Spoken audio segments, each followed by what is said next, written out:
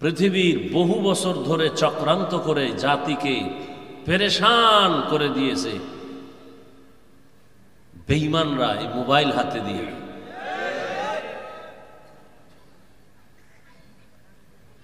আপনি সারা রাত্র মোবাইলে কি আকাম করেন, গুনাহ করেন, এইটা 1 মিনিটের জন্য আমি বাদ রাখলাম। মোবাইলের উপরে কঠিন বয়ান আমি ছাড়া কেউ করে কিনা আমার জানা নাই। প্রত্যেকটা বয়ান আজকে আমি ওই সাইডটা যাব না, শুধু একটা পয়েন্ট যেটা আমার অন্য টাইমে আমি এই পয়েন্টটা বলি না, হঠাৎ জেহেনে আসছে, এখন আসছে। কোনোদিন মোবাইলের বয়ানকালে আমার এই পয়েন্টটা আসে নাই, যেটা এখন এইমাত্র আসছে আমার জেহেনে। সেটা কি? আপনি মোবাইলে ভালো জিনিসই দেখেন, কথার কথা, ফলাফল কি হলো? আপনি সারা রাত মোবাইল দেখছেন, গুনাহ করেন না, বুঝলাম। সারা রাত্র আপনি ঘুম মারছেন নি? হ্যাঁ, মারছেন। বাস, আর কিছু লাগবে না।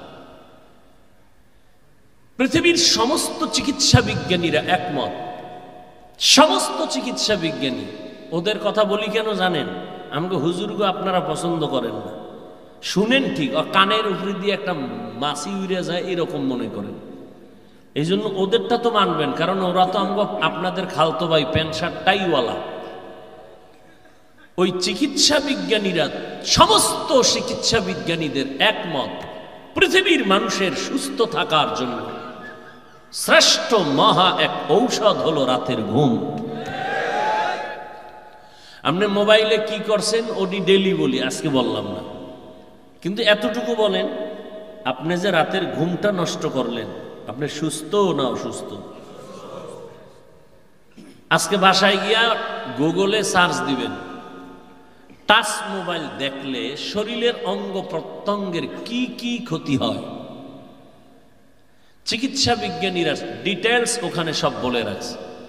কিডনি দুর্বল হয়, হার্ট দুর্বল হয়, ব্রেন দুর্বল হয়, চোখের পাওয়ার নষ্ট হয়, কানের পাওয়ার নষ্ট হয়, এরপরে চরিত্র নষ্ট। তাহলে আপনি রুহু থাকবে, দেহ থাকবে না, পঙ্গু হবেন হবেন ভাব। দেখেন না এখন স্ট্রোকের রোগ বাইরে গেছে, ডাক্তার কয় কোনো রোগ নাই, হঠাৎ করে মরে গেছে। কারণ কি? কয় হঠাৎ রোগের মরণ, নতুন একটা রোগ আসছে, হঠাৎ রোগ।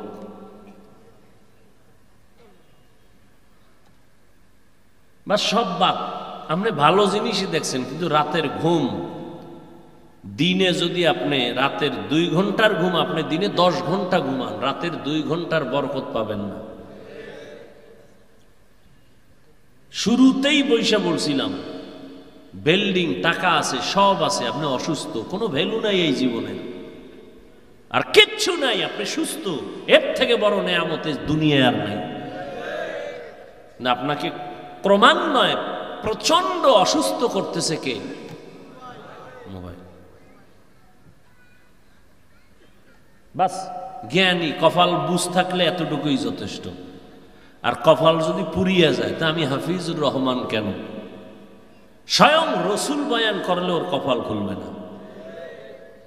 তো কেমন বেঈমান কপাল পরা যে রসুলের বয়ান, যেই রসুলকে এক নজর দেখলেই মোহাব্বতে জাহান্নামের আগুন হারাম, যেই রসুলকে এক নজর দেখলে পেটের ক্ষুধা থাকে না, সেই রসুলকে 13 বছর দেখছে, বয়ান শুনছে, কালেমা পড়ে নেই। কত বড় নিকৃষ্ট বেঈমান! নাম জানেন? এর নাম কপাল। অন্যদিকে 27 বছরের যুবক, কয় বছর, তরবারি নিয়ে দৌড়ায় রহমতের নবীকে জবাই করার জন্য। কত পাওয়ার! কয় বছর? কিশোর গ্যাং। কি গ্যাং? 27 বছরের যুবক তরবারি নিয়ে দৌড়ায়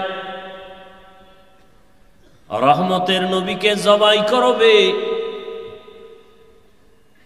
কেউ সামনে দাঁড়ায় না, ভয় যুবক জোর কদমে চলছে, রহমতের নবীকে জমিনে রাখবে না, জবাই করে ফেলবে। তরবারিটা নিয়ে রহমতের নবীর সামনে গিয়া চেহারা যখন দেখেছে, তরবারি ফেলে বলে, নবী মাফ করে দেন, কালেমা পড়ায়া দেন। এর নাম কফাল। 13 বছর বয়ান শুনছে, কালেমা পড়ে না। আর 27 বছরের যুবক নবীকে জবাই করতে গিয়া কালেমাওয়ালা হয়ে গেছে। এর নাম কফাল। কপাল যদি খুইলা যায়, সামান্য কথায় মানুষ হেদায়াতের দরজায় ঢুকে পড়ে। মান ইয়াহদিল্লাহু ফাহুয়াল মুহতাদ ওয়া মান ইউদ্লিল ফালান তাজিদ লাহু ওয়ালিয়াম মুরশিদা।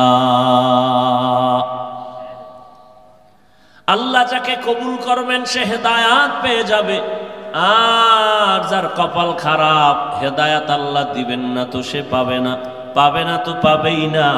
হেদায়াত পাওয়ার মতো কোনো মুর্শিদ পাবে না, পথ প্রদর্শক পাবে না।